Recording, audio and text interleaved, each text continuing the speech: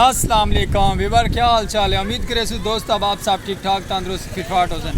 आज तो माशाल्लाह छोटा जहा मिनी व्लॉग बने पे वीवर। सुबह का ना जुम्मतुल मुबारक है, तो जुम्मा मुबारक थी कि थोड़ी शॉर्ट वीडियो सारी छोटा मिनी व्लॉग हो सराकी कल्चर का पाक विलेज लाइव ते प्यारे प्यारे नज़ारे।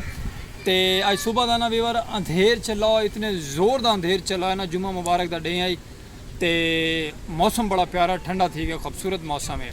तो अस आके अपने प्यारे जे वीवरों को थोड़ी जी शॉर्ट वीडियो दे के दसूँ कि मौसम साढ़े को आज बड़ा प्यारा है, खूबसूरत जी है।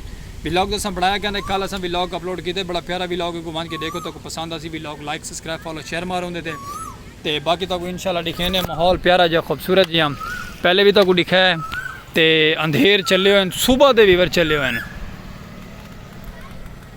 उत्ते कोयल बुलेंदी बैठी, मैं कोयल की तो आवाज़ सुनावा। कोयल सुनो वीवर,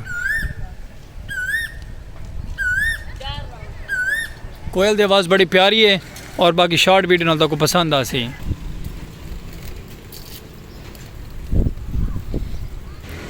बाकी वीवर तक उम्मीद करे तो सारा छोटा जहा मिनी व्लॉग पसंद आया सी। इस साइड दू ना बस भी आ गई है, इस साइड तो जी साड़ी गाँव में बस चलती है वो भी आ गई है, 6 बज चुकी है ना वीवर।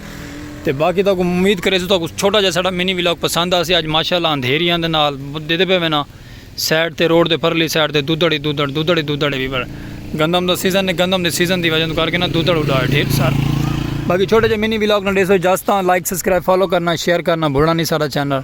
रहो मुहब्बत करो, प्यारे प्यारे जानवर भी चुकते खड़े, हवावां गुम सोमेन मस्त हैं। तो माशाल्लाह दो इजाजत और अल्लाह हाफिज़।